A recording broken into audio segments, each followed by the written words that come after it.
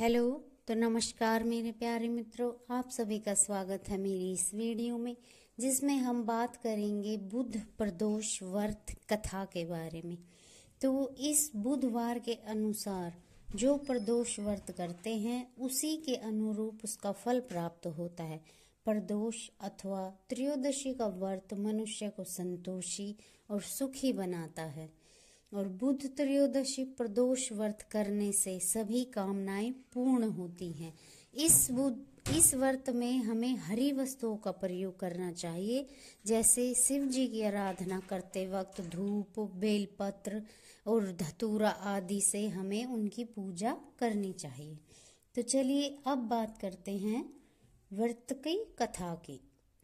बुध प्रदोष व्रत की कथा के अनुसार एक पुरुष का नया नया विवाह हुआ था।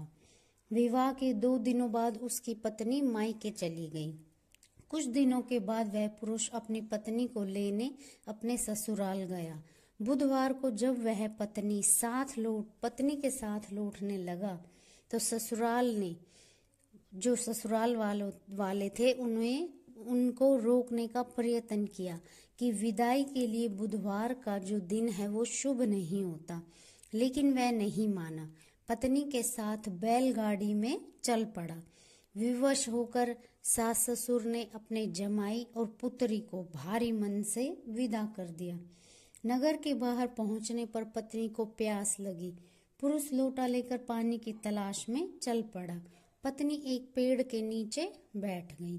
थोड़ी देर बाद पुरुष पानी लेकर वापस लौटा।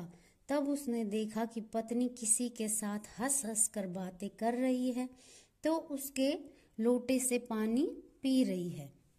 उसको क्रोध आ गया। वह निकट पहुंचा तो उसके आश्चर्य का कोई ठिकाना नहीं रहा, क्योंकि उस आदमी की सूरत उसी की भांति थी। पत्नी भी सोच में पड़ गई। दोनों पुरुष झगड़ने लगे। धीरे धीरे वहां काफी भीड़ एकत्रित हो गई और सिपाही भी आ गए। हम शक्ल आदमियों को देख वे भी आश्चर्य में पड़ गए। उन्होंने स्त्री से पूछा कि आपका पति कौन है, किंतु वह स्त्री भी नहीं बता पाई कि उसका पति कौन है। तब वह पुरुष शंकर भगवान से प्रार्थना करने लगा और बोला, हे भगवान, हमारी रक्षा करें। मुझसे बहुत बड़ी भूल हुई कि मैंने अपने सास ससुर की बात नहीं मानी और बुधवार को पत्नी को विदा कर लिया। मैं भविष्य में ऐसा कदापि नहीं करूंगा। जैसे ही उसकी प्रार्थना पूरी हुई, दूसरा पुरुष अंतर्ध्यान हो गया। पति पत्नी सकुशल अपने घर पहुंच गए।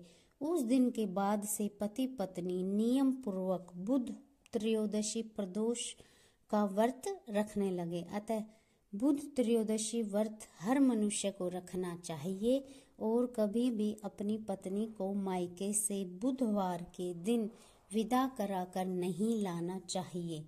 तो ये थी हमारी बुध प्रदोष व्रत कथा।